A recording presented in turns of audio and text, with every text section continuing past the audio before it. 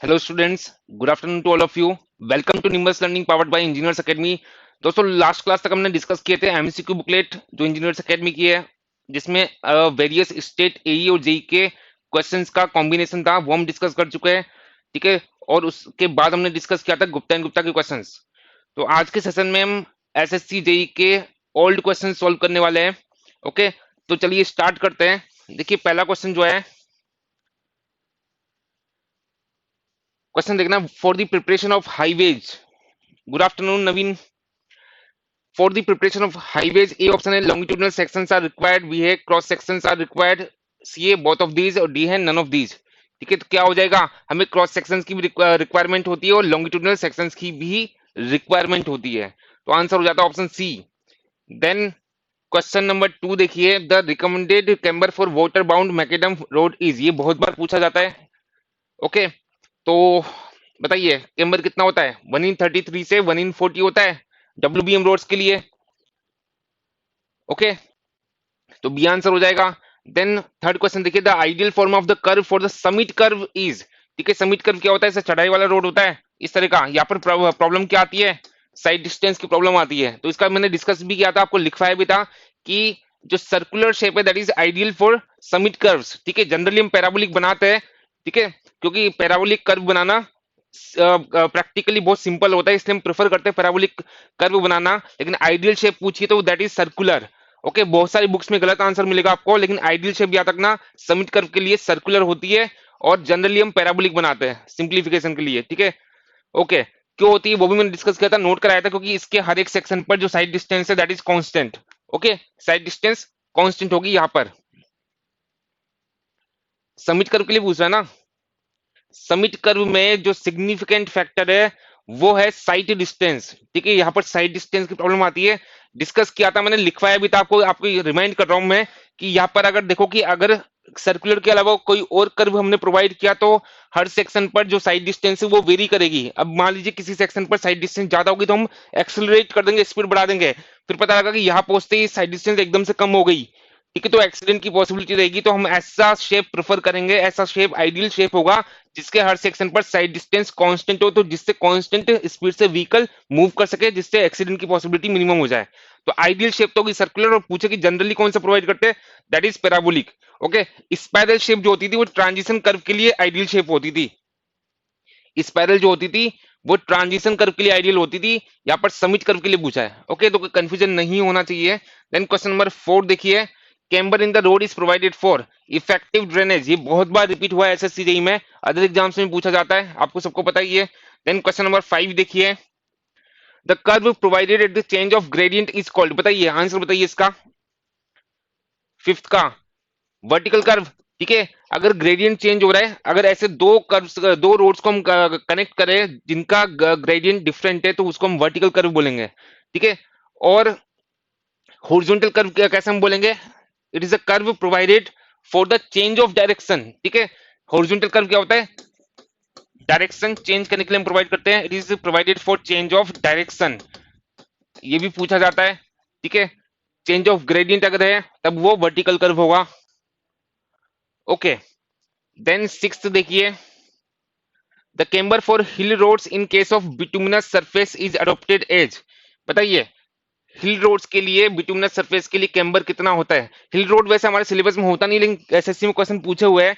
ठीक है, तो मैं डेटा आपको नोट करवा देता हूँ, हिली रोड्स के लिए ये होता है 2.5%। ओके, याद रखना, बाकी भी डेटा मैं आपको नोट करवा रहा हूँ, नोट कीजिएगा।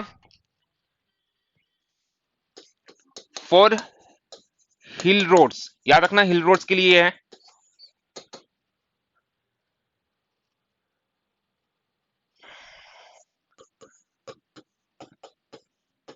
पहला है सबग्रेड्स में, अगर हम कैम्बर प्रोवाइड करना चाहते हैं, सबग्रेड्स, अर्थ रोड्स,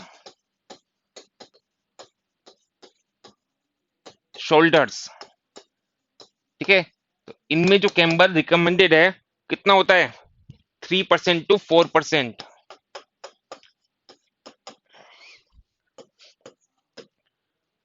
ओके, फिर ग्रेवल एंड बिटुमिनस सरफेस,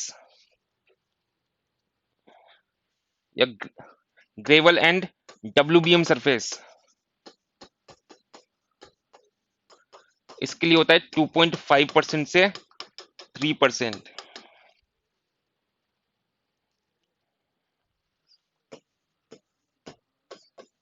तीसरा फॉर बिटुमिनस सरफेस,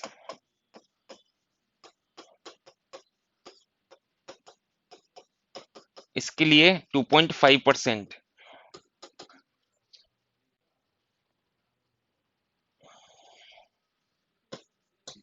और अगर बोले हाई क्वालिटी या हाई टाइप बोलता है एग्जाम में, बिटुमिनस सरफेस,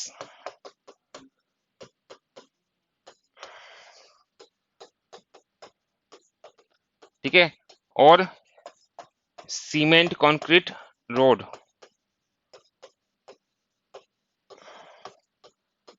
इसके लिए होता है 2%। ठीक है, तो याद रखिएगा ये।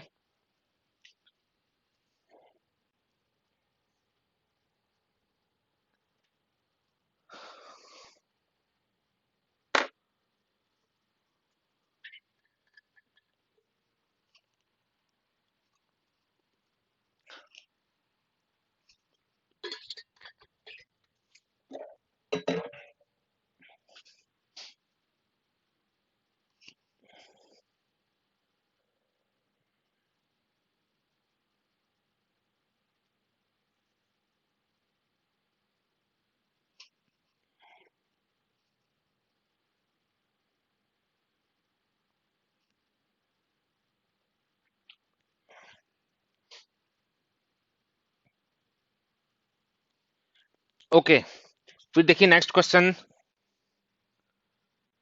क्वेश्चन नंबर 7 देखिए। In highway construction and on super elevated curves the rolling shall proceed from, last class में भी डिस्कस किया था, एज से सेंटर की तरफ हम रोलिंग करते हैं। ठीक है, तो बताइए कौन सा आंसर होगा।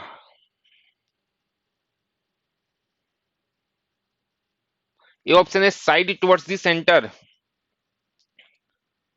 ठीक है, साइड से स्टार्ट करेंगे टुवर्ड्स द सेंटर, ये आंसर हो जाएगा। ओके, देन एट्थ देखिए द सेंट्रीफ्यूगल फोर्स। ठीक है, सेंट्रीफ्यूगल फोर्स अपकेंद्रीय बल पूछ रहा है। On a car moving on a horizontal circular curve is proportional to, centrifugal ratio आपने पढ़ा होगा, it is equal to P upon W. अगर पी यहाँ पर है centrifugal force, W weight of vehicle हो जाता है। ठीक है, ये सेंट्रीफ्यूगल रेशियो होता था, इसी को सोल्व कर तो ये आता है V square upon G R के बराबर। तो यहाँ से सेंट्रीफ्यूगल फोर्स पूछा था, तो ये कितना हो जाएगा, W V square upon G R के बराबर हो जाएगा। देख लीजिए कौन सा ऑप्शन है, ये आंसर हो जाएगा। सेंट्रीफ्यूगल फोर्स से तो पूछा था। Okay, then question number 9, camber in the road is provided for, किस लिए प्रोवाइड करते हैं, इफेक्टिव ड्रेनेज के लिए। बहुत बार रिपीट होता है एसएससी में। Then question number 10, the ruling minimum radius of the curve कितना होता है, बताया था, न्यूमेरिकल्स किए थे, V square upon E plus F into G, C answer हो जाएगा। क्वेश्चन किए थे इस पर तो हमने न्यूमेरिकल्स किए थे। ओके, देन क्वेश्चन नंबर 1 देखिए नेक्स्ट चैप्टर का, ट्रैफिक का। If the stopping distance and the average length of a vehicle are 18 meter and 6 meter respectively, then the theoretical maximum capacity of a traffic lane at a speed of, ये कल solve किया था हमने। ठीक है, याद है आपको आंसर 1500 व्हीकल पर आवर। ठीक है, तो दोबारा सोल्व करने की रिक्वायरमेंट नहीं है, 1000 वी अपॉन एस से सोल्व किया था, it is the capacity. Last class में सेम न्यूमेरिकल हमने डिस्कस किया था। ओके, सेकंड देखिए, if flyover segregates traffic with respect to direction, grade, speed, class of vehicle, direction change होती है क्या फ्लाईओवर से, जरूरी नहीं है ना। ठीक है, नॉर्मली स्ट्रेट फ्लाईओवर्स हम आप देखते हो, ठीक है, स्ट्रेट भी होते हैं एकदम सीधा, तो वहां पर डायरेक्शन तो चेंज नहीं होगी, लेकिन ग्रेडियंट चेंज होता है हमेशा। ठीक है, तो बी आंसर हो जाएगा, फ्लाईओवर्स से ग्रेडियंट चेंज होगा। ओके, देन पेवमेंट डिजाइन के क्वेश्चन से फिर पहला क्वेश्चन देखिए, identify which of the following items is not considered while designing rigid pavement, बताइए। रिजिड पेवमेंट के लिए मेथड बताया था आपको, वेस्टरगार्ड मेथड। ठीक है, तो अगर आपने पढ़ा हो तो वहां पर हम क्या करते हैं, एज स्ट्रेसेज, कॉर्नर स्ट्रेसेज को हम कंसीडर करते हैं, और डबल बार्स भी हम प्रोवाइड करते हैं। तो एज ऑफ द पैनल हम कंसीडर करेंगे एज स्ट्रेसेज के एनालिसिस के लिए, कॉर्नर स्ट्रेसेज को हम कंसीडर करेंगे। ये एसएससी के ही क्वेश्चन है, हाँ बिल्कुल। ओके, एसएससी के क्वेश्चन से ये। डबल बार्स भी हम प्रोवाइड करेंगे, ठीक है, लेकिन सेंटर ऑफ द पैनल को हम कंसीडर नहीं करते। यही पूछा था कि कौन सा कंसीडर नहीं किया जाता, ए आंसर हो जाएगा। ठीक है, रिजिड पेमेंट के डिजाइन के लिए बोल रहा है, रिजिड पेमेंट हम वेस्टरगार्ड मेथड से डिजाइन करते हैं। वेस्टरगार्ड मेथड में हम जो एज और कॉर्नर पर स्ट्रेसेज होती है उनको उनको कंसीडर करते हैं, तो एज ऑफ द पैनल और कॉर्नर ऑफ पैनल को कंसीडर करना पड़ेगा। डबल बार्स भी हम प्रोवाइड करते हैं, ठीक है, तो सेंटर ऑफ द पैनल बच जाता है, इसको हम कंसीडर नहीं करेंगे, ये आंसर हो जाएगा। सेकंड देखिए, ये भी आपने डिस्कस किया हुआ है। In CBR test the value of CBR is calculated at कितना 2.5 mm पेनिट्रेशन पर और 5 mm पेनिट्रेशन दोनों पर। ओके, तीसरा, when the bituminous surfacing is done on already existing black top road और over existing cement concrete road, then the type of treatment to be given is, क्या बोलते थे इसको, टेक कोड बोलते थे, ठीक है, डिस्कस किया था। Then fourth, bottom most layer of the payment is known as, ये भी डिस्कस किया हुआ है, सबग्रेड बोलते हैं, ठीक है, तो बहुत स्ट्रेट क्वेश्चन है ना। फिर रेलवे के क्वेश्चन से ये, if alpha is the angle of crossing and then the number of crossing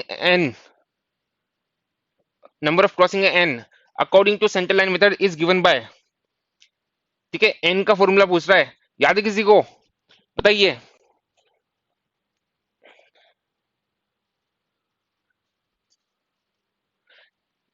ये होता है half cot alpha by two, ठीक है, एल्फा यहाँ पर क्या है, एंगल ऑफ क्रॉसिंग है, ठीक है, नहीं पता तो याद कर लेना। नंबर ऑफ क्रॉसिंग्स कितना होगा, इसको हम यहाँ से कैलकुलेट कर सकते हैं, it is equal to half cot of alpha by two, where alpha is the angle of crossing, ठीक है, नहीं पता तो नोट्स में ऐड कीजिएगा इसको। देन सेकंड देखिए, ये डिस्कस किया हुआ है, to provide a cant in rails wooden sleepers are cut to a slope at rail seat which is known as, क्या बोलते थे इसको, एजिंग बोलते हैं, इसको हम बोलते हैं adzing. Then question number 3, minimum depth of ballast cushion for a broad gauge wooden sleeper of size 275 centimeter by 25 centimeter by 13 centimeter with a 75 centimeter sleeper spacing is, बताइए। ऐसा न्यूमेरिकल, ऐसा क्या यही सेम न्यूमेरिकल हमने solve किया हुआ है, याद है किसी को, याद है, फॉर्मूला बताया था, S equal to 2 dB plus W, ठीक है, एस होता था स्पेसिंग ऑफ स्लीपर, डीबी होता था डेप्थ ऑफ बालास्ट और डब्लू विड्थ ऑफ स्लीपर, ऐसा होता था, ठीक है, तो डेप्थ ऑफ बालास्ट पूछ रहा है ना, डीबी पूछ रहा है, इट इज इक्वल टू क्या, या डीबी यहां से सीधा निकाल लेते हैं, S minus W upon two, S is the spacing of sleeper that is 75 centimetre minus W width of sleeper, ये लेंथ हो जाती थी, ये विड्थ हो जाती थी, और ये थिकनेस डेप्थ, ठीक है, तो 25 सेंटीमीटर जो है that is the width of sleeper divided by 2, ये सब कुछ सेंटीमीटर में, तो ये भी सेंटीमीटर में आएगा, कितना 25 सेंटीमीटर। सेम न्यूमेरिकल हम ऑलरेडी एमसीक्यू में सॉल्व कर चुके हैं, ठीक है, ये फॉर्मूला बताया था वहां पर। ओके, देन फोर्थ देखिए, when r is the radius of the curve in meters, d is the degree of curve in degrees and length of the chord is 30 meter, then the relation between r and d is, कितना होता था 30 metre के लिए, r कितना होता था 1750 upon d, यही होता था, ठीक है, तो एग्जैक्टली तो ये ऑप्शन नहीं है, तो नियरेस्ट में देख लो कौन सा हो जाएगा, ऑप्शन सी हो जाएगा। ओके, देन ये भी एसएससी के क्वेश्चन है, रिसेंट ईयर्स के, ये तो अलग से अभी बुक का काम चल रहा है, तो हमने अलग से इसको ऐड किया है इस तरीके से। ओके, 147 देखिए, what is the value of the lateral coefficient of the friction as per IRC, lateral coefficient होता है 0.15 और लॉन्गिट्यूडिनल कोएफिशिएंट ऑफ फ्रिक्शन होता है 0.35 से 0.40, ठीक है, ये longitudinal coefficient of friction, lateral होता है 0.15, दोनों ही मोस्ट इंपॉर्टेंट है। Then 150, what will be the shift of the transition curve if the length of a transition curve is 80 meter and radius of the curve is 300 meter?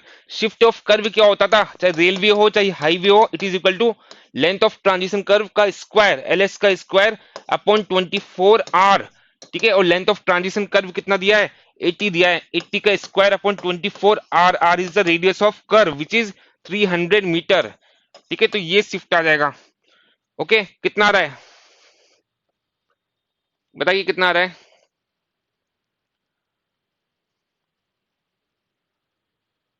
0.88, 0.88, ठीक है, तो कितना हो जाएगा, सी आंसर हो जाएगा।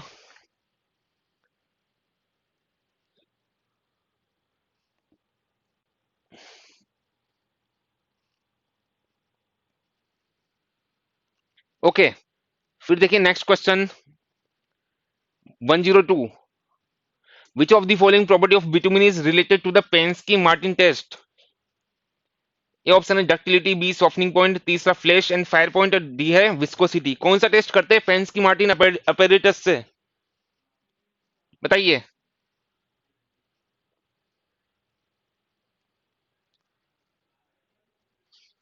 बताइए बाकी लोग बताइए 102।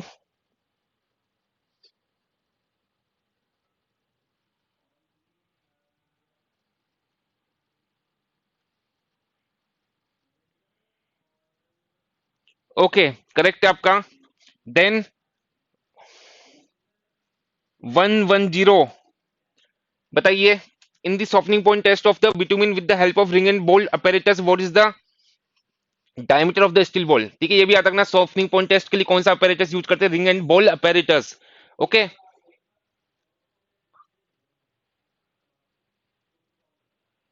यस बिल्कुल करेक्ट है। डक्टिलिटी के लिए ब्रिकेट हम यूज करते थे, ठीक है। सॉफ्टनिंग पॉइंट के लिए ring and ball apparatus। Okay, what is the diameter of the steel ball? तो ये apparatus जब हम यूज करते तो बताया था कि एक हम स्टील बॉल यूज करते हैं माउल्ड्स में, जिसमें हम पहले बिटुमिन को भरकर रख देते हैं। ओके, उसको जमने देते हैं, उसके बाद वो उसको टेम्परेचर बढ़ाते थे हम पानी का, याद है 5 डिग्री सेल्सियस पर मिनट की रेट से। ठीक है, बताया था आपको, नोट भी करवाया था ये सारे पॉइंट्स। ओके, तो इसमें डायमीटर कितना होता है स्टील बॉल्स का? It is about 0.95 centimetre. ठीक है, नहीं पता हो तो नोट्स में ऐड करना है, इसको याद होना चाहिए। Then 147, the value of rigidity factor for design purpose if the tyre pressure is greater than 0.7 megapascal is. ठीक है, बताइए 147, एक टेबल बनवाई थी मैंने, रिजिडिटी फैक्टर बोलते थे tyre pressure upon contact pressure.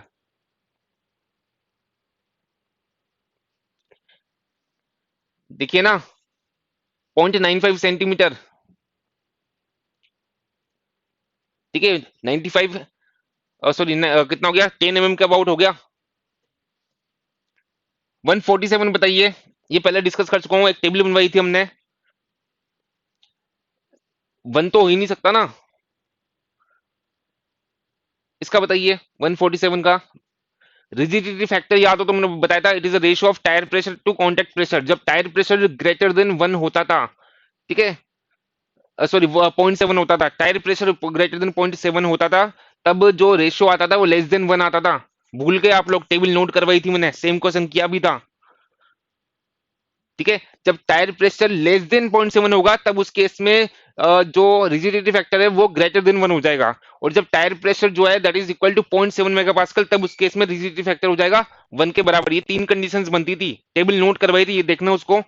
Okay, then second question देखिए, identify the test that is not commonly used to measure the strength of soil subgrade in highway pavement। ठीक है, हाईवे पेमेंट के design में कौन सा method use नहीं होता है? सीबीआर मेथड यूज होता है क्या? होता है, बिल्कुल होता है। ट्रैक्सिल मेथड यूज होता है क्या? बिल्कुल होता है। स्टैंडर्ड पेनिट्रेशन टेस्ट यूज नहीं होता, प्लेट बियरिंग टेस्ट यूज होता है। मैंने सारे मेथड्स के नाम लिखवाए थे आपको कि फ्लेक्सिबल पेमेंट के लिए कौन कौन से डिजाइन मेथड्स है और रिजिड पेमेंट के लिए कौन कौन से डिजाइन मेथड है, वो नोट करवाया था आपको, तो उस लिस्ट में देखना, उसमें ये पेनिट्रेशन टेस्ट नहीं था। ठीक है, then next question, the traffic volume of a roadway is defined as the multiplication of a है speed and time headway, b है speed and distance way, c है traffic density and speed, okay, D है time headway and distance headway. ठीक है, थोड़ा सा इसको घुमा के बोल दिया है। ठीक है, तो डायरेक्टली याद रखना, ये जो होता है ट्रैफिक वॉल्यूम, ठीक है, बताया था ना, ट्रैफिक वॉल्यूम क्या होता है? Vehicles per hour. ठीक है, यूनिट टाइम में जितना व्हीकल पास हो रहा है from a particular section, that is traffic volume. तो यहाँ पे ये होता है स्पीड एंड डिस्टेंस वे के मल्टीप्लीकेशन के बराबर। ठीक है, नहीं पता हो तो ये फॉर्मूला भी नोट कर लेना नोट्स में।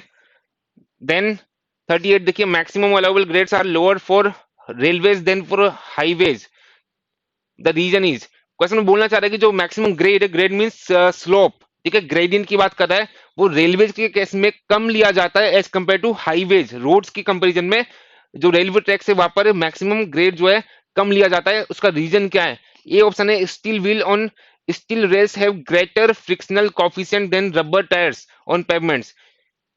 ए ऑप्शन में बोल रहा है कि जो वहां पर हम स्टील के व्हील हम यूज करते हैं, ठीक है, ट्रेन में, तो उनका जो कॉफिशिएंट का फ्रिक्शन ऑफ फ्रिक्शन कॉफिशिएंट जो है दैट इज मोर, ठीक है, वो ज्यादा होता है as compare to the coefficient of friction on pavement, ठीक है। सही रीजन है क्या ये?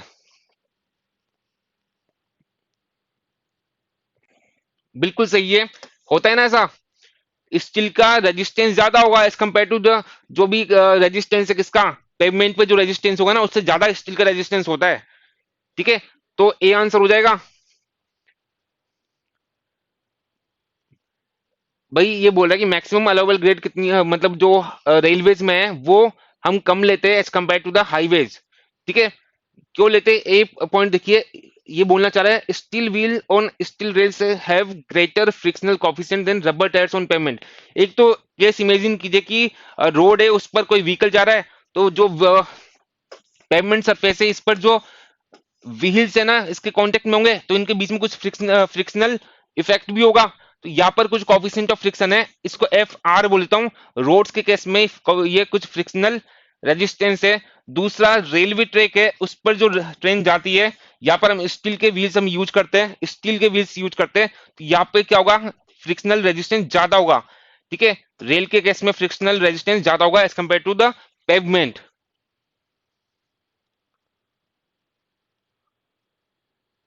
ना, फ्रिक्शन रबर का ज्यादा नहीं होता, फ्रिक्शन जो है वो स्टील का ज्यादा होता है, ठीक है।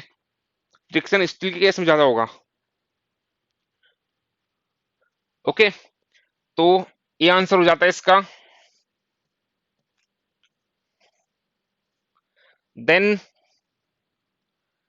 41 देखिए, the Los Angeles abrasion value requirement for coarse aggregates used in water bound macadam, WM के लिए पूछा है, for the base course is, recommendations बताई थी कितना होता था, डब्ल्यूबीएम के लिए होता था it should not be more than 50%, ठीक है। 0 से 50% तक ये अलाउ था, ठीक है। तो कौन सा हो जाएगा 0 से 50% तक, कौन सा, एक भी नहीं है, तो अप्रोक्स में कौन सा आंसर बोलेंगे। जितना कम ये वैल्यू होगी ना उतना बेटर है, उतना अच्छा एग्रीगेट है, जितना कम वैल्यू होगी, अब्रेशन वैल्यू जितना कम होगी उतना अच्छा एग्रीगेट हम बोलेंगे, ठीक है। तो रेंज है इसकी 0 से 50%, तो आंसर सी बोल सकते हैं हम। ए में तो 40 to 50% बोला है ना, 40 से कम भी तो हो सकता है, नॉर्मली 30% ही लेके चलते हैं हम। ओके, तो ये 40% से यहाँ पे ये आंसर मान लेंगे, 50% से ज्यादा नहीं होना चाहिए। देन 55 देखिए, while conducting the conducting the softening point test on bitumen the result is expressed as, ठीक है। softening point test में रिजल्ट को किस में हम शो करते हैं, टेम्परेचर में शो करते हैं, ठीक है, टेम्परेचर की टर्म में हम शो करते हैं। ओके, देन 67 देखिए, what is the maximum super elevation that is fixed by IRC for roads in plain and rolling terrains, okay, and in snowbound areas taking mixed traffic into consideration. बताइए, सीधा recommendation आपने पढ़ी हुई है 67 का, बताइए। Plane and rolling Terrence के लिए पूछ रहा है, प्लेन एंड रोलिंग टेरेन के लिए पूछ रहा है। 7% होता है, ठीक है। और जो हिली रीजन से, माउंटेनस एंड हिली रीजन, वहां पर होता है 10%। उसमें भी एक कंडीशन है कि जहां पे स्नोफॉल नहीं हो, ठीक है, विदाउट स्नो अगर है तब उस केस में 10% होता है, ठीक है। प्लेन एंड रोलिंग टेरेन में तो 7% ही होता है। हिली रीजन में क्या होगा, हिली एंड माउंटेनस टेरेन में 10% विदाउट स्नो अगर। Okay, then 76, what should be the maximum length of the semi trailer tractor combination vehicle shown in the figure as per IRC, बताइए कौन सा व्हीकल है, semi trailer tractor combination, maximum length पूछिए। मैंने note करवाया था आपको डेटा जब ट्रैफिक के क्वेश्चन हमने स्टार्ट किए थे, ठीक है। ट्रैफिक इंजीनियरिंग के एमसीक्यू के क्वेश्चन सॉल्व हमने सॉल्व करना स्टार्ट किए थे, तब मैक्सिमम डायमेंशंस मैंने आपको लिखवाई थी, मैक्सिमम डायमेंशन लिखवाई थी, उसमें देखना मैक्सिमम लेंथ, मैक्सिमम विड्थ और मैक्सिमम डेप्थ हमने बोली थी, मैक्सिमम हाइट, ठीक है, कितना होगा।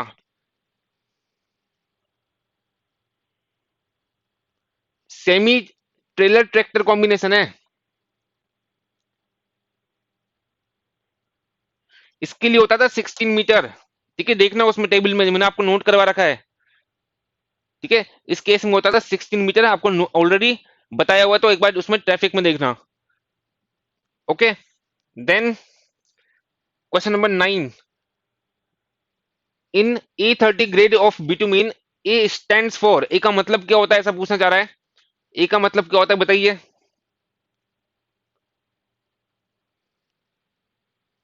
बताइए। आसाम। ठीक है। एक्चुअल में क्या होता है कि जो ये जो रिफाइनरीज है ना, रिफाइन कौन सी रिफाइनरी से ये इसका प्रोडक्शन हो रहा है उसके बेसिस पे ये प्रीफिक्स लगा देते हैं। ठीक है, तो असम रिफाइनरी से अगर ये एक्सपोर्ट हो रहा है तब इसको हम ए प्रीफिक्स लगाकर डिनोट करते हैं। ठीक है, तो ए मतलब यहाँ पर हो जाता है असम। ठीक है, असम में रिफाइनरी है जहां से इसका प्रोडक्शन होता है। देन 29, सिंपल सा क्वेश्चन है, लेटरल शिफ्ट क्या होती है, L square upon 24 R. Okay. Then 34, all the specifications for highway planning and design are given by, किसके द्वारा दिया होता है, आईआरसी के थ्रू। ठीक है, इंडियन रोड कांग्रेस जो है वो स्पेसिफिकेशंस या रिकमेंडेशंस या कोडल प्रोविजंस में प्रोवाइड करती है। देन 53 देखिए, the longitudinal movement of rail is known as, longitudinal movement को क्या बोलते हैं, क्रीप बोलते हैं। ठीक है, वियरिंग मतलब घिसना, और क्रश मतलब मटेरियल क्रश आउट हो जाना। हुगिंग रेल क्या होती थी, ऊपर से ये फ्लेंजेस जो है मुड़ जाती है। ठीक है, ऊपर से जो रेल से वो ऊपर वाली जो फ्लेंज है वो मुड़ जाती है नीचे की तरफ, उसको हम होगिंग बोलते हैं। ठीक है, और उस रेल को होग्ड रेल बोलते हैं। ओके। देन 59 देखिए, extra widening of payments provided because of off tracking is known as, question बोलना चाह रहा है कि ऑफ ट्रैकिंग के कारण जो हमने एक्स्ट्रा वाइडनिंग प्रोवाइड की उसको हम क्या बोलते हैं। दो टाइप की एक्स्ट्रा वाइडनिंग होती थी, एक तो मैकेनिकल एक्स्ट्रा वाइडनिंग, दूसरा साइकोलॉजिकल एक्स्ट्रा वाइडनिंग। बताया था, लिखवाया भी था कि जो मैकेनिकल एक्स्ट्रा वाइडनिंग हम प्रोवाइड करते हैं that is to prevent the off tracking of vehicles. ठीक है, ऑफ ट्रैकिंग का मतलब भी बताया था। ठीक है, तो ऑफ ट्रैकिंग को प्रिवेंट करने के लिए हम मैकेनिकल वाइडनिंग प्रोवाइड करते हैं, जबकि साइकोलॉजिकल वाइडनिंग जो है that is provided for the overtaking purpose, overtaking purpose के लिए हम साइकोलॉजिकल एक्स्ट्रा वाइडनिंग प्रोवाइड करते थे। ठीक है, ये नोट करवा चुका हूं आपको। यस, बिल्कुल सही है। Then 60, cross slope given to the payment for safe drainage of water is, ठीक है, ड्रेनेज पर्पज के लिए कौन से स्लोप देते हैं, कैम्बर प्रोवाइड करते हैं। ठीक है, सेंट्रीफ्यूगल फोर्स को बैलेंस करने के लिए कौन से स्लोप देते हैं, केंट या सुपर एलिवेशन हम प्रोवाइड करते हैं। Then 70, when the bitumen is allowed to penetrate to full depth of the stone layer it is called, इसको हम बोलते हैं फुल ग्राउटिंग। ठीक है, फुल ग्राउट बोलते हैं इसको, सी आंसर हो जाएगा। ठीक है, जो भी जो स्टोन एग्रीगेट्स की जो लेयर है, अगर बिटुमिन जो है हमने ऊपर बिटुमिन को स्प्रे कर दिया और बिटुमिन पूरी डेप्थ तक अगर पेनिट्रेट कर पा रहा है ना तो इसको फुल ग्राउट हम बोलते हैं। और अगर पूरी डेप्थ में पेनिट्रेट नहीं कर पा रहा तो उसको हम सेमी ग्राउट बोलेंगे फिर। ठीक है, सेमी ग्राउट बोलेंगे इसको। ओके, फुल चिपिंग ऐसा कुछ नहीं होता। ग्राउटिंग जो है दो ही टाइप की होती है, एक तो सेमी ग्राउट और दूसरा फुल ग्राउट, बाकी तो वैसे ऑप्शन है हाफ ग्राउट भी कुछ नहीं होता। ठीक है, केवल दो टाइप की ग्राउटिंग होती है, एक तो फुल ग्राउट एंड दूसरा सेमी ग्राउट, तो बाकी तो ऐसे ऑप्शंस बना दिए। ओके, पूरी डेप्थ में पेनिट्रेशन है तो ये होगा फुल ग्राउट, और अगर पार्शियली ये पेनिट्रेट कर पा रहे हैं then it is semi grout. Half grout कुछ नहीं होता, फुल चिपिंग कुछ नहीं होता, दो टाइप की ग्राउटिंग होती है। ओके, देन क्वेश्चन नंबर 78 बताइए, street inlets for draining rain water are located along the road side on straight roads at an interval of, inlets कितने इंटरवल पर हम प्रोवाइड करते हैं, पढ़ाई क्या आपने, नहीं पढ़ा हो तो नोट करना है इसको, 30 से 60 मीटर इंटरवल पर हम इनलेट्स प्रोवाइड करते हैं।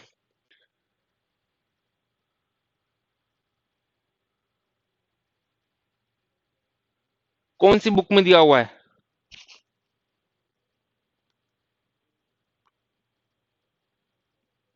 कौन सी बुक में दिया हुआ है।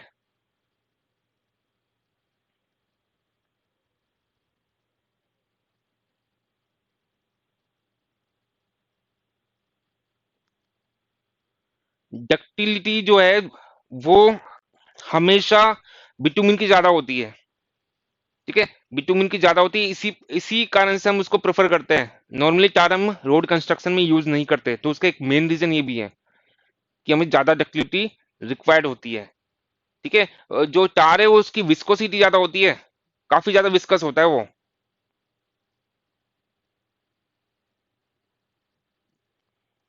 ठीक है, और आपने देखा होगा कि ये जो क्वेश्चन आपने पूछा ना ये काफी एग्जाम में पूछते हैं। तो एग्जाम पॉइंट ऑफ व्यू से देखे तो आंसर वही माना जाता है हमेशा। ठीक है, आंसर हमेशा मानते हैं कि डक्टिलिटी ज्यादा होती है किसकी, बिटुमिन की, और एक्चुअल में होती भी है। ठीक है, तो कौन सी ऑब्जेक्टिव बुक है ये, एक के उपाध्याय ऑब्जेक्टिव बुक है या थियोरिटिकल है, बताइए। थ्योरी है, तो हो सकता है कुछ मिस्टेक हो, क्योंकि नॉर्मली ऑब्जेक्टिव बुक्स में तो खूब बहुत मिस्टेक होती है, कोई सी भी बुक हो ऑब्जेक्टिव में मिस्टेक्स होती है, लेकिन थ्योरी में नॉर्मली मिस्टेक्स नहीं होती है। ठीक है, बाकी इसका आंसर तो ये होगा, काफी एग्जाम में पूछा है, आंसर भी वही माना है। ठीक है, देन 83 देखिए, the longitudinal coefficient of friction कितना होता है, 0.35 से 0.40। ओके, इंपॉर्टेंट है, काफी बार पूछते ही है। देन question number 94, the raising of outer edge of the payment with respect to inner edge is known as, क्या बोलेंगे इसको, सुपर एलिवेशन, ये कैंट या बैंकिंग भी बोलते थे, बताया था। देन 96, the length of a transition curve depends on the rate of change of, बताइए। 96 का लेंथ ऑफ ट्रांजिशन कर्व किस पे डिपेंड करेगा, बताइए, बताइए आप लोगों को।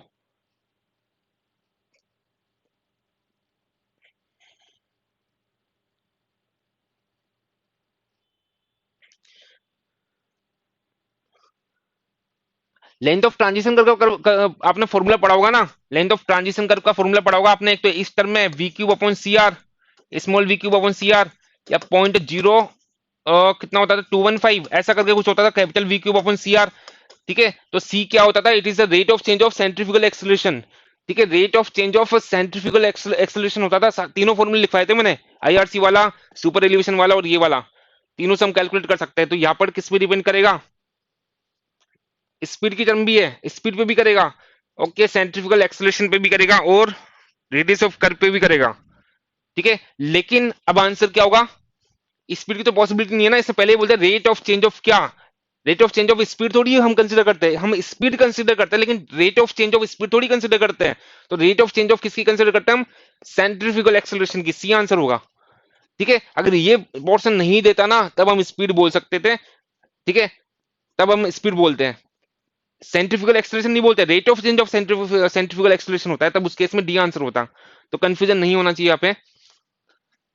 ओके, तो ये सारे क्वेश्चंस कंप्लीट है, एसएससी में जितने पूछे हैं, बहुत ज्यादा क्वेश्चन नहीं पूछे अभी तक, थोड़ा सा वो लैंग्वेज का फर्क है। ठीक है, जल्दीबाजी में इतना हम फोकस नहीं कर पाते। ओके, तो ट्रांसपोर्टेशन आपका कंप्लीट है। ठीक है, जेई और एई पॉइंट ऑफ व्यू से ये पूरा कंप्लीट है। हमने एमसीक्यू सॉल्व की, मैक्सिमम पार्ट वही सीख चुके थे हम। उसके बाद हमने गुप्ता एंड गुप्ता के क्वेश्चन किए, और उसके बाद में एसएससी जेई के, बहुत ज्यादा वेटेज नहीं होता, तो क्वेश्चंस बहुत कम पूछे गए हाईवे में, लेकिन आजकल ज्यादा क्वेश्चन पूछ लेते हैं, किसी किसी स्लॉट में बहुत ज्यादा क्वेश्चन होते हैं।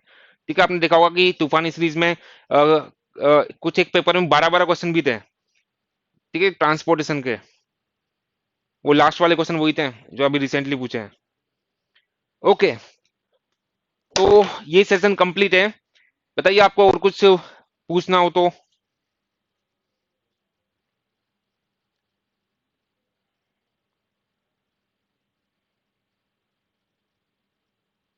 कलर, ठीक है, कलर जो है साइन बोर्ड्स के, वो आपको नोट करा देता हूं मैं।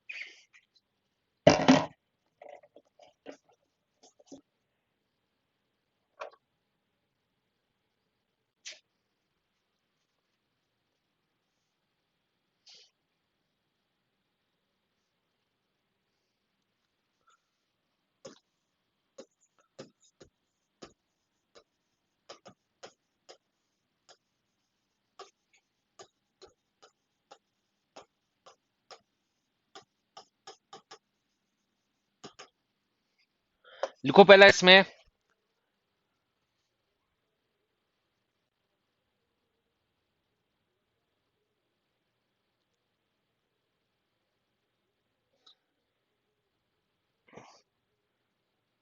सर एसएससी में रेलवे का एक ही क्वेश्चन आया। एक नहीं, ज्यादा थे, हमने डिस्कस किया ना, उसमें एक से तो ज्यादा थे। ठीक है, एक तो स्लीपर वाला क्वेश्चन था। ठीक है, एक जिसमें क्रॉसिंग नंबर पूछा था, वो हो गया, और बाद में भी क्वेश्चंस थे उसके। ठीक है, बहुत ज्यादा क्वेश्चन वैसे पूछे नहीं गए हैं, पहले बिल्कुल भी क्वेश्चन नहीं आते थे रेलवे के। 2015 तक टोटल ही दो या तीन क्वेश्चन कुछ पूछे हैं, उसके बाद में ज्यादा क्वेश्चन पूछे गए हैं।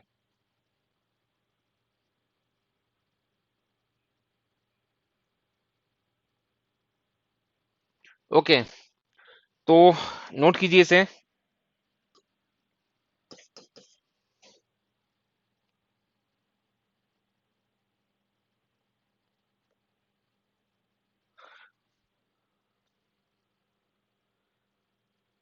15 के बाद दिक्कत है कि ऑनलाइन एग्जाम होता है ना, तो नंबर ऑफ स्लॉट में एग्जाम होता है, तो उसके बाद कहीं से भी वो सीक्वेंस में ही कॉपी पेस्ट करके दे देते हैं।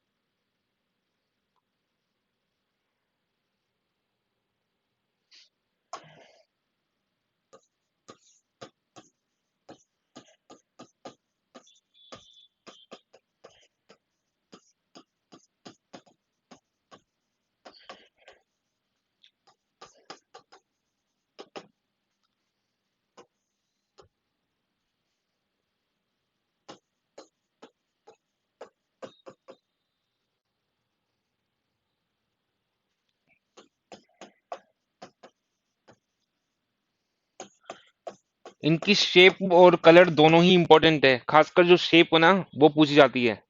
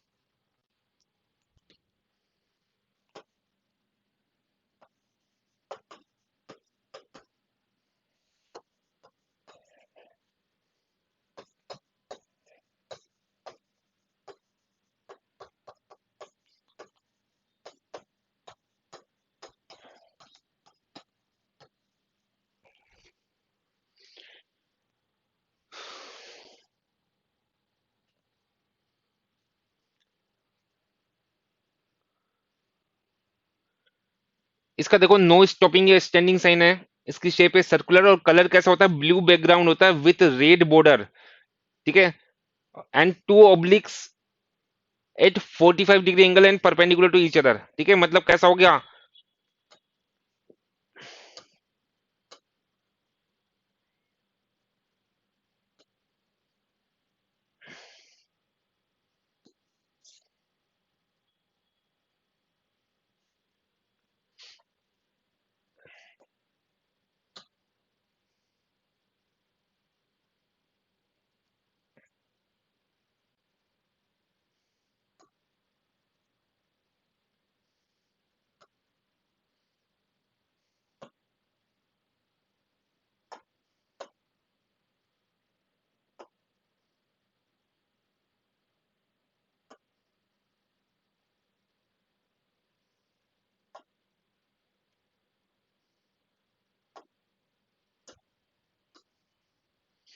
ये पूरा ब्लू है। ठीक है, पूरा ब्लू बैकग्राउंड है ये, पूरा यहाँ पे ब्लू कलर है। ठीक है, रेड बॉर्डर है इसकी, बाहर ये पेरीफेरी है, दैट इज रेड। ठीक है, यहाँ पे रेड होगा। ओके, और बीच में दो ऑब्लिक्स बने होंगे at 45 degree angle and perpendicular to each other. एक ऑब्लिक तो ऐसा होगा, ऐसा। ओके, और दूसरा ऑब्लिक ऐसा। तो आपस में तो परपेंडिकुलर हो गए ना ये, आपस में तो परपेंडिकुलर हो गए, और इस हॉरिजॉन्टल के साथ ये 45 डिग्री एंगल पर होता है।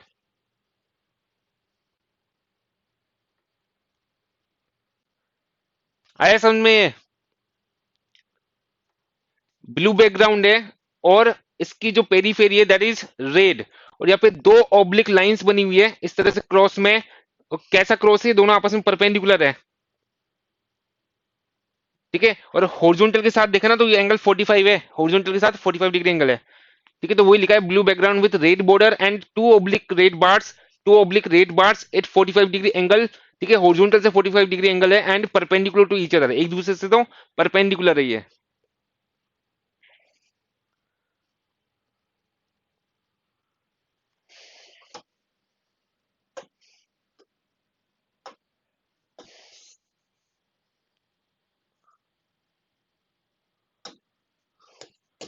फिफ्थ है स्पीड लिमिट साइन। ये टाइप है इसके। ठीक है, रेगुलेटरी साइंस के टाइप है ये।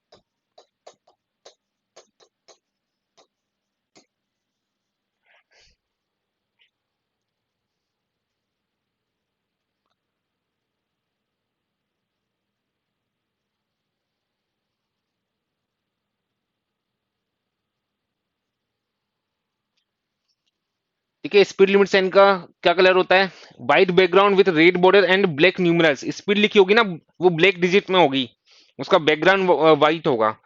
ठीक है। और पेरीफेरी पर रेड स्ट्रिप बनी होगी।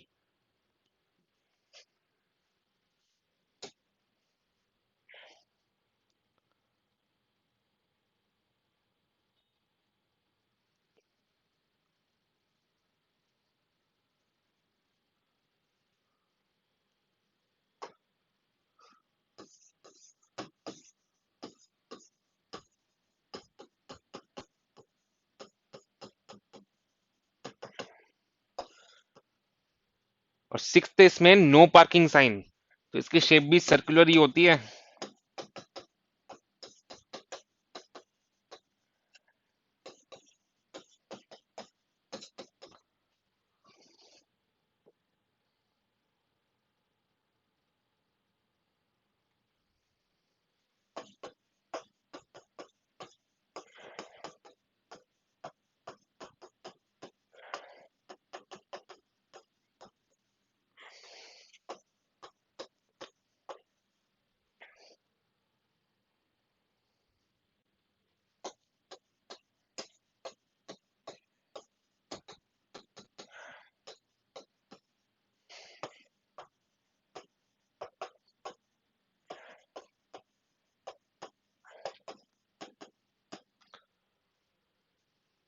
नो पार्किंग साइन का कलर देखिए, blue background with red border. ठीक है, ब्लू बैकग्राउंड है और रेड बॉर्डर है, ये पूरा blue.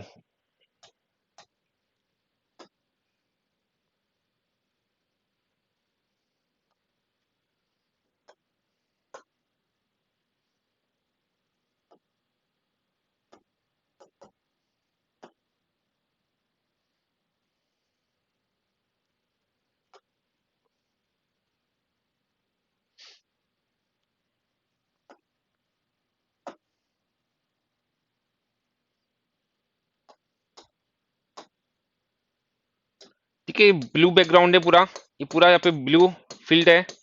Okay, with red border, तो रेड यहाँ पर स्ट्रिप बनी हुई है बाहर, ये पूरा रेड है। Okay, and an oblique red bar at an angle of 45 degree. देखा होगा आपने ऐसा, ऐसे ये ऑब्लिक बार होती है और यहाँ से हॉरिजॉन्टल से एंगल है इसका 45। ठीक है, हॉरिजॉन्टल से इसका एंगल है 45, ऐसा ये हो जाता है नो पार्किंग साइन। तो ये रेगुलेटरी साइन के टाइप हो गए सारे।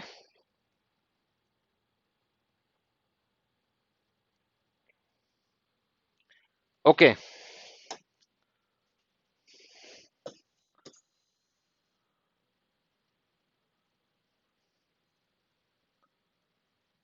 इसके बाद जो है सेकेंड टाइप के साइंस होते हैं वार्निंग साइंस।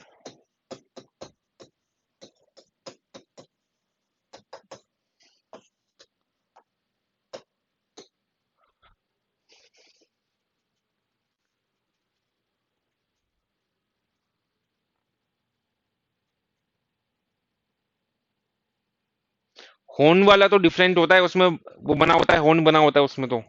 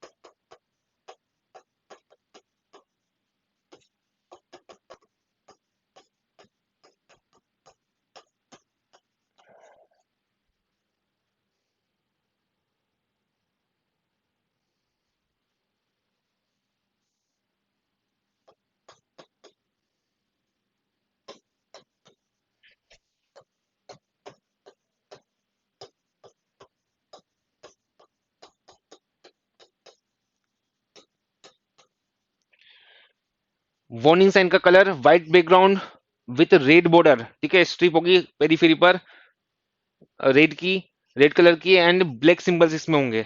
ओके,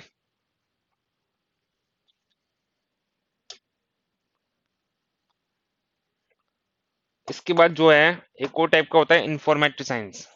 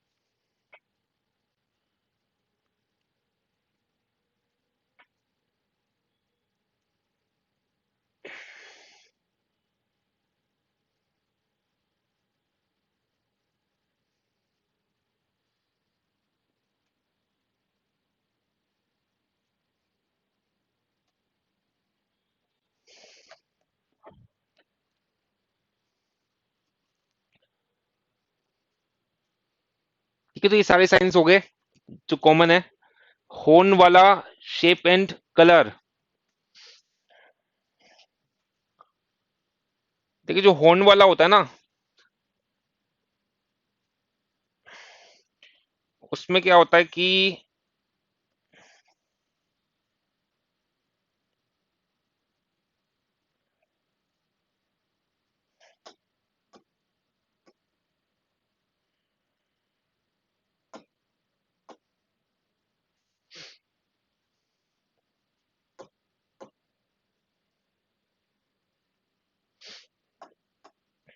सर्कुलर होता है ये हॉर्न वाला, ठीक है, और ये यहाँ पे स्ट्रिप बनी होती है। ओके, और पीछे जो बैकग्राउंड है दैट इज वाइट, ये पूरा वाइट है, ये पूरा वाइट है। और इसमें क्या होगा, एक वही 45 डिग्री एंगल पर स्ट्रिप बनी होगी, ठीक है, स्ट्रिप बनी होगी, साथ में हॉर्न का साइन भी होता है, देखा आपने। एक तो स्ट्रिप ये हो जाएगी, जैसा नो पार्किंग में होता था सेम वैसा हो गया, ठीक है, लेकिन साथ में यहाँ पर हॉर्न भी बना होगा, ठीक है, यहाँ पर ब्लैक कलर से हॉर्न बना होगा, ठीक है, समझ गए, यहाँ पे ब्लैक कलर से हॉर्न बना होगा यहाँ पे, इस तरह से उस पे ये ऑब्लिक है 45 डिग्री एंगल पर। हाँ बिल्कुल, ठीक है, भोपा बना होगा, जो भी, समझ गए लेकिन आप।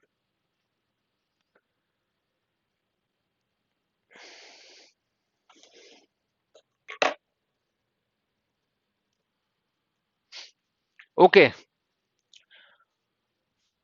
तो जितनी वैरायटी ऑफ क्वेश्चंस पॉसिबल है लगभग लगभग सारी कवर हो चुकी है जेई और एई पॉइंट ऑफ व्यू से, ठीक है। यूपीएससी में थोड़ा सा एडिशनल पार्ट होता है, जो पेमेंट डिजाइन है वहां पर थोड़ा सा एडिशनल पार्ट होता है, ठीक है, और ट्रैफिक सिग्नल सिस्टम की डिजाइन में थोड़ा ब्रॉडली पूछी जाती है गेट और यूपीएससी में। बाकी उनको छोड़कर सारा जो पार्ट है वो बहुत अच्छे से कवर हो चुका है, ठीक है। तो एई और जेई के लिए that is more than sufficient, इतने क्वेश्चन ये सब कर लोगे, इन्हीं को रिवाइज कर लोगे, इन्हीं को बार बार रिवाइज करोगे, तो मुझे नहीं लगता कि कोई क्वेश्चन एई और जेई में बाहर जाएगा, ठीक है। उसके बाद ही बाहर जा रहा है ना तो किसी से होगा भी नहीं, मतलब उससे कोई फर्क नहीं पड़ना, ठीक है, सिलेक्शन में या रैंक में। ओके, तो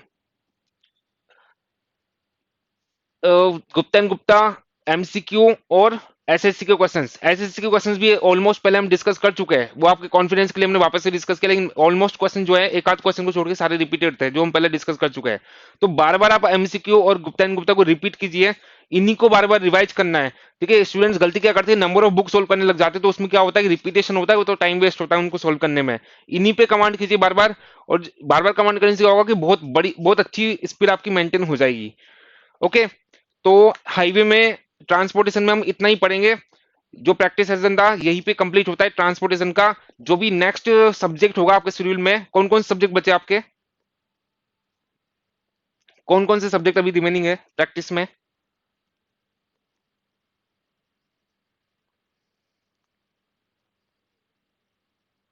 इरिगेशन बचा है, और RCC environment.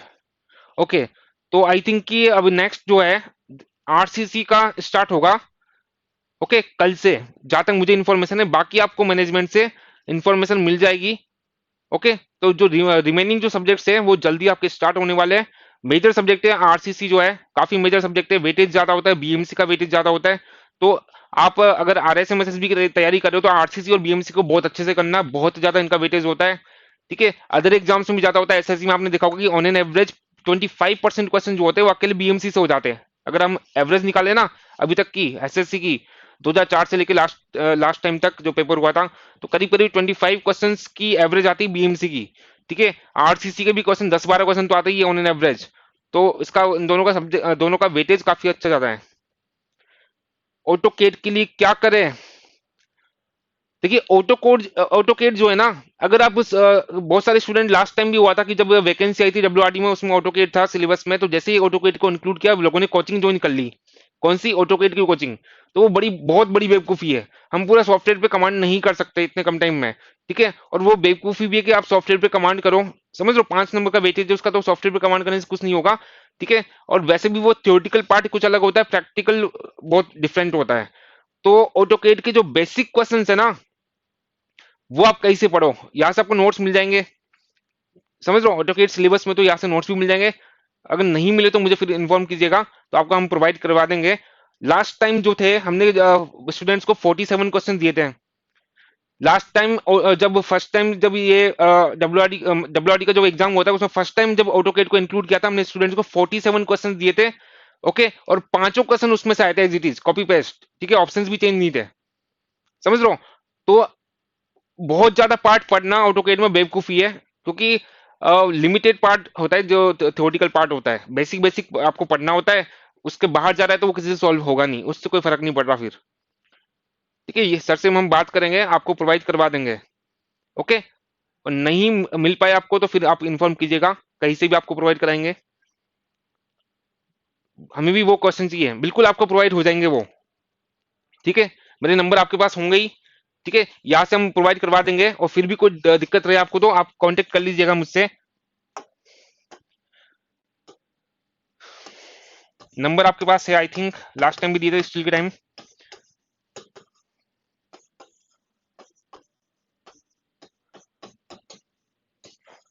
Okay,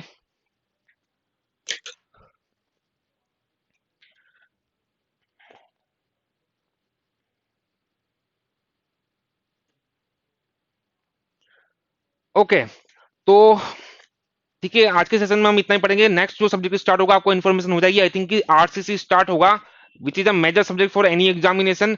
okay, so keep studying, keep learning new things, and be safe at home. Okay, thank you so much for being here.